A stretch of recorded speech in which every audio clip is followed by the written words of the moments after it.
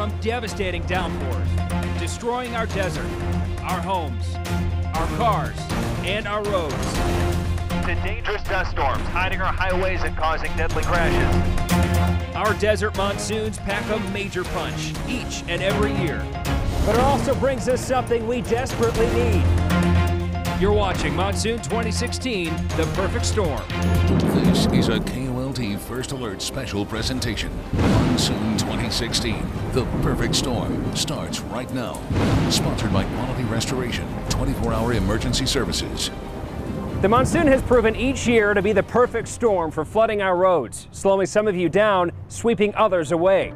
And it happens fast. I've seen that river turn from dry to bank, top to bottom in a matter of minutes.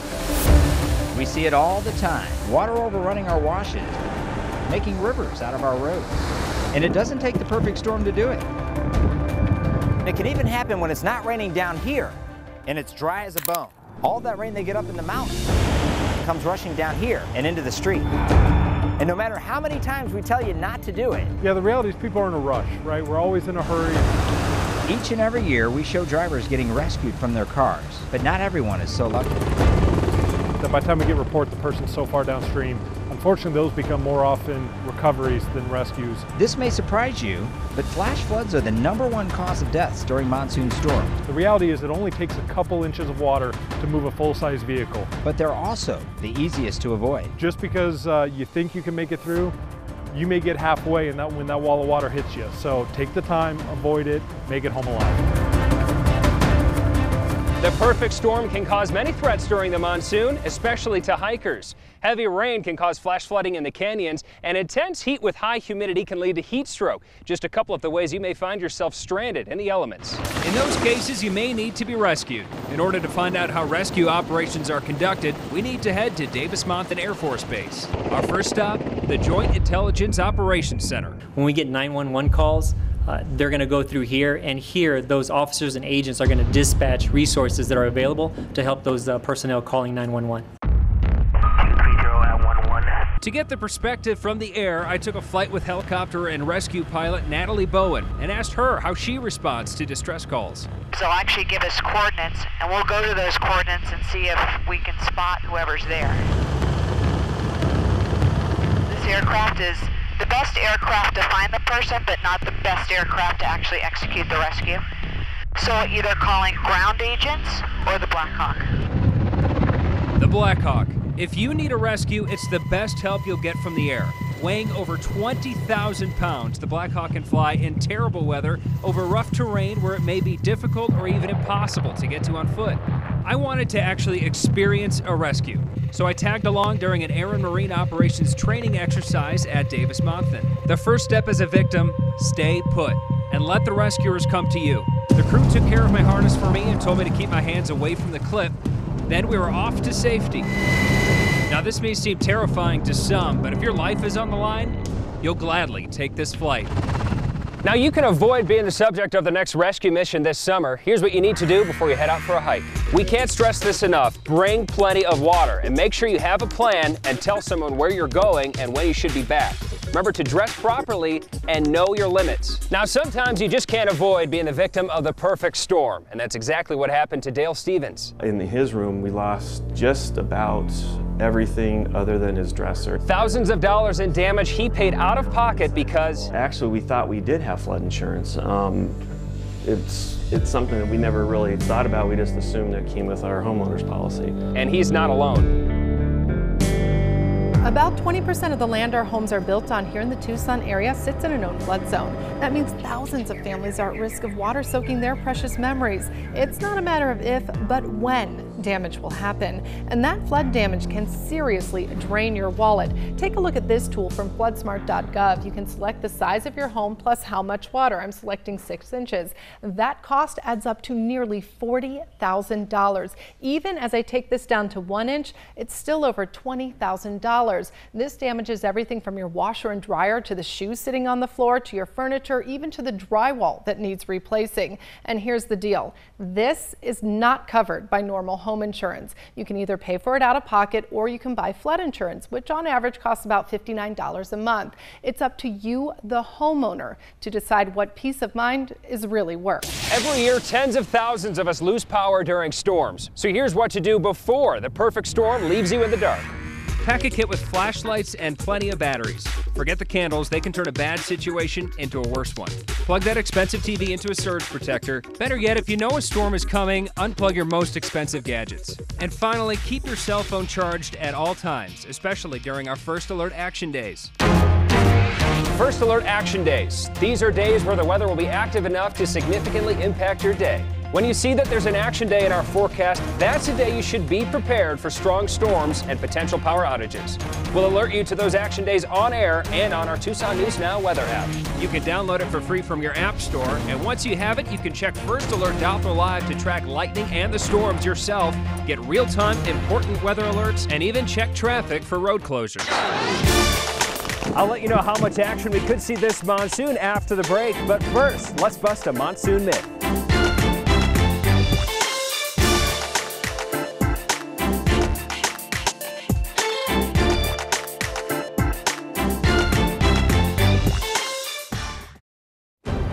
Monsoon 2016, The Perfect Storm, is sponsored by Desert Diamond Casinos and Entertainment. During the perfect storm, rushing muddy waters often fill our normally dry and dusty washes. Just 10 years ago, that happened right here in the Rillito River. This turned into this. 5 days of downpours over the Catalina Mountains flooded the Rillito to record-setting levels, and it destroyed Sabino Canyon. First Alert meteorologist Aaron Jordan takes a look at how the canyon is still recovering today. Bridges washed away, buildings turned to rubble, and roads covered in boulders. This was Sabino Canyon in 2006. The hillside literally gave way. Hydrologist Chris McGurl says it all started with debris flows. Like a slurry of concrete. It's very heavy, has lots of sediment. Even now, you can see what the destruction left behind. We're looking at a debris flow scar up on the hillside, and when people come to Sabino Canyon today, or even from Tucson, they can look up and see these scars. Today, much of the canyon infrastructure has been rebuilt, including this area, Stop 9, which was covered in boulders 10 years ago. The cost? Millions. Over a year till we got things back to where they were fully functional again. Heidi Schul with the U.S. Forest Service was one of the first people to see the damage. This restroom building that was up here was completely gone. A lot of other ones had a lot of flood damage. And it wasn't just Sabino Canyon. Over 600 debris flows crashed down in 4 different mountain ranges in just a matter of days. The risk of this happening during the next perfect storm? Nearly impossible. To our minds, that happened back in the Ice Age, and it really wasn't a process that was active today. So next time you see a big boulder blocking your way, take a moment and think about how it got there. In order to forecast the monsoon, we need to first understand the basics of what it is. Every June it gets hot, very hot. That hot air rises, but we don't have any moisture to create thunderstorms. Our monsoon moisture arrives by late June into July, so that same hot rising air now becomes thunderstorms. Now let's look at this from a different perspective. High pressure is normally on top of us or just to the south of us in the month of June. But once we get to late June into July, high pressure tends to migrate to the northeast, and this is the prime spot, the prime location for an active monsoon. And the reason why is because that opens up the doors for tropical moisture to move in from the Gulf of Mexico and the Gulf of California. This would create afternoon pop-up thunderstorms. So that is the ideal location for monsoon storms or an active monsoon day. So what's in store for 2016? Well, first off, no monsoons are exactly alike, which makes them very difficult to predict. But so far this year, we have had intense heat pretty early on, and so our intense heat throughout the month of June means the high pressure is migrating in the right location. So this means we could have an active or an early start to the monsoon this year. So above average rain is expected for July. August, there aren't really any significant factors that will sway one way or the other, above average or below average rain. So we just have it as an equal chance. We'll periodically get thunderstorms throughout the week. Now, September, we have a factor here, La Nina. intensifying and developing this season. That would mean cooler ocean temperatures, which could mean a less active hurricane season. We usually rely on tropical activity to give us late season rain in late August throughout the month of September, and so that could lower the rain totals below average for September. So we forecast an active start and then gradually getting less rain as we go through the months August and September this year. Think you know how much rain we'll get this monsoon? Take a lucky guess. Download our Tucson News Now mobile app to play our Monsoon Rainmaker contest. If you're right, you can win a smartwatch. You've got until July 1st to enter. The monsoon brings much-needed thunderstorms, but it also kicks up blinding dust storms. We'll show you why our highways are so dangerous, what's being done about it, and the one thing you need to know this summer that could save your life. But first, we're busting a monsoon myth about those massive dust storms.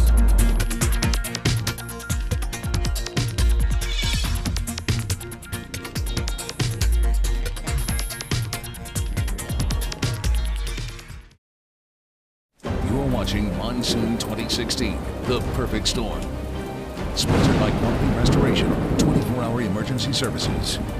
Even before the monsoon, dust closed I-10 near San Simon over and over and over again in a matter of weeks. Sometimes those dust storms just slow drivers down, but they've also proven to be deadly. First Alert meteorologist Wes Callison went to find out why.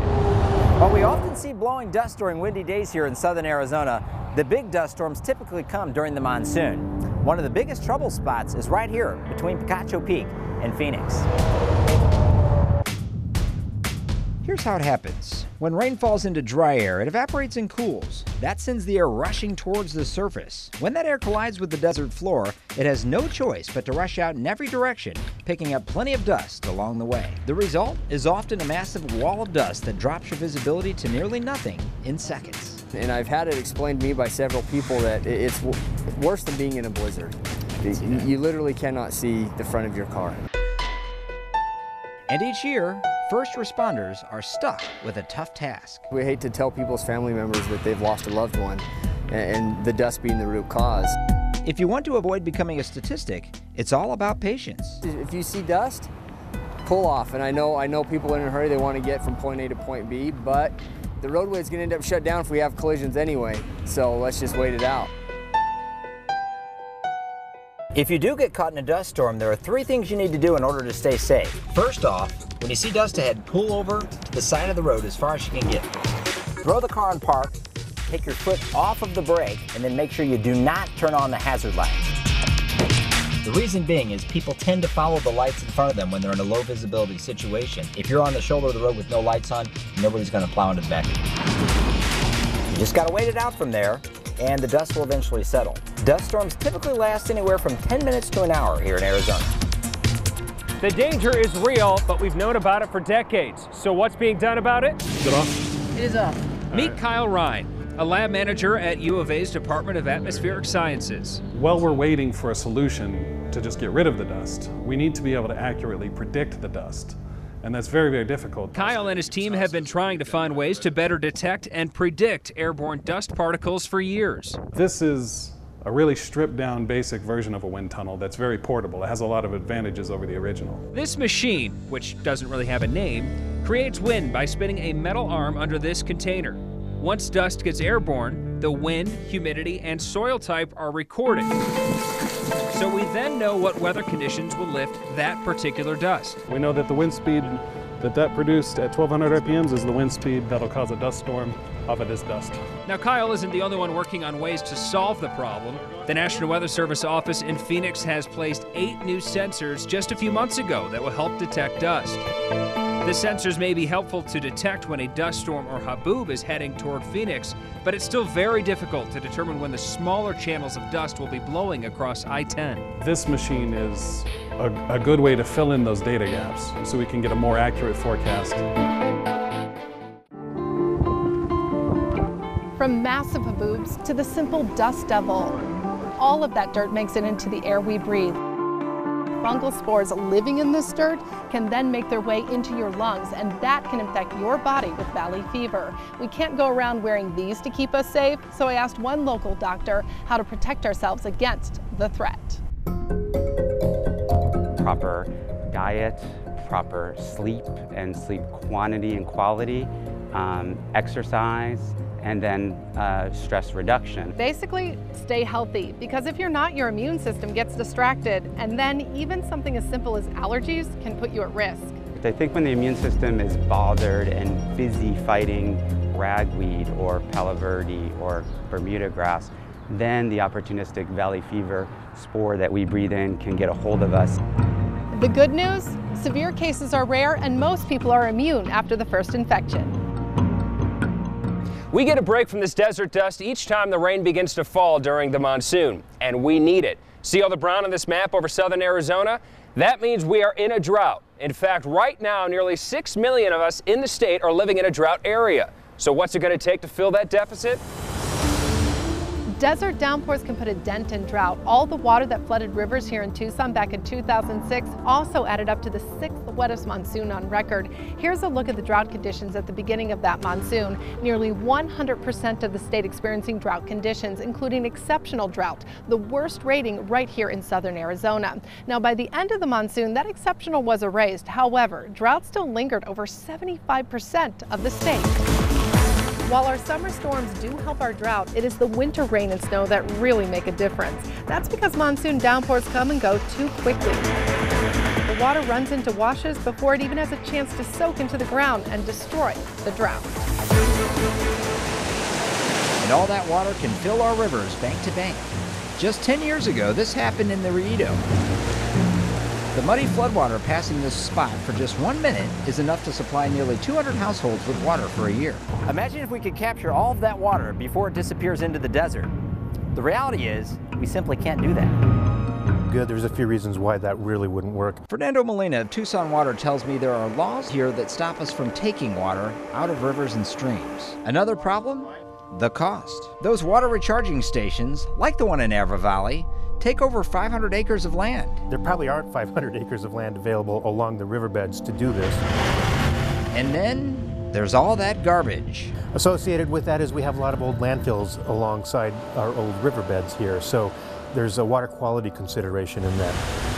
As Aaron said, our monsoon storms aren't as helpful to our water supply. The storms that come through in the summer, it's a lot of water, but it just flushes through the basin here. So what can you do to help out? The best way to take advantage of those summer storms is by using green infrastructure techniques. This is things like rainwater harvesting on your property, whether it's a residence or a business. Retaining the water on your site and putting it to a beneficial use. From the First Alert Weather Team. You see this all the time during the monsoon. Now you can hear it.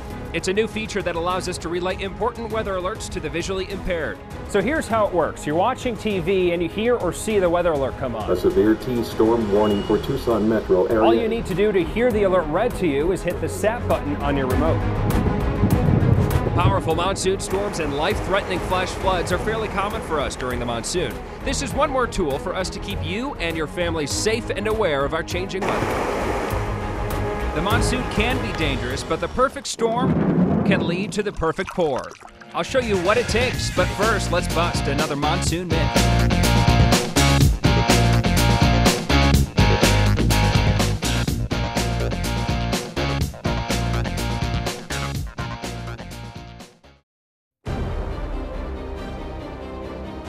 We are your first alert to any dangers during the monsoon to keep you safe, but the fact is the monsoon really isn't scary to most of us in Arizona. In fact, most of us love and welcome the monsoon. It brings a change to our very dry and hot desert climate, which is critical for our agriculture and our wine. I love Arizona wine. I took a 50-mile drive southeast of Tucson to Sonoita and over to Sonoita Vineyards. So this area has been producing grapes and making wine for over 30 years now. Newcomers to Arizona may think nothing can grow in the desert. Arizona is actually perfect for grapes.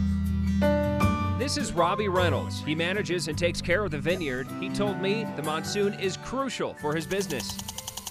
We're watering right now. We do that about 1 month out of the year, and then we wait for the monsoons. So you guys started early this year in February, is it? Yeah. So when do you normally start? Usually we start May. The first week of May, we'll start getting buds. Sonoyta averages over 10 inches of rain from July to September, so Robbie can stop watering once the monsoon kicks in. But too much rain late in the season? We usually like the monsoons to stop about the end of August and not go into September and October, because that's when the fruit's actually getting its sugar. And we want the sugar real high, and if it rains, the sugar drops. The vineyard can start collecting these grapes in November, and then... So this is, I guess you consider this our cellar. So this is where all the wine ages. And once it's ready, it's on to bottling and labeling. We label everything here by hand. And then it's ready for that perfect pour. Each year, you and your photos help us tell the monsoon story. This season, we want you to flood our Facebook page with your best shots of the storm. And remember, make sure you're in a safe place when you take them. I wanted to find out what it takes to get the perfect shot of the perfect storm. So I sat down with 3 of the pros, Sean Parker, Tom Willett, and Greg McCown. You may not know them by name, but you've likely seen their work. So what does it take to get storm shots like that? So you have to have a tripod. There's a little thing called a lightning trigger. Patience is probably the biggest key that you can have. You have to understand in photography, sunset time is like the perfect time to take pictures. And most of all, you also have to be really safe when you're out there too, so it helps to have another person out there. And even with all the tools and talent, they tell me sometimes it just comes down to luck. We almost didn't stop, remember? We're like, it's just Well, we horses. thought they were cows. Oh yeah, that's true, yeah. You know? And then we didn't really see the dust storm yet either. Like, I mean, it was coming, but we didn't think it was gonna hit, And I'm so glad we did though. And I saw a rainbow back towards Marana, and all of a sudden I kind of saw a flash. I had no idea if I had caught it or not, and I immediately saw it, and I was like, that's pretty cool. I got a shot of lightning hitting the World Trade Center. It was like overexposed, but I was able to fix it finally in the computer. But it's funny because I almost threw it out. You don't need an expensive camera to take shots like the pros. Find out more tricks by heading to our website to watch our entire conversation. We'll help you weather the perfect storm throughout this season with our First Alert Action Days to let you know when and how the monsoon will impact your day. Thanks for watching. This has been a KOLD First Alert special presentation. Monsoon 2016, the perfect storm. Sponsored by Quality Restoration, 24-hour emergency services.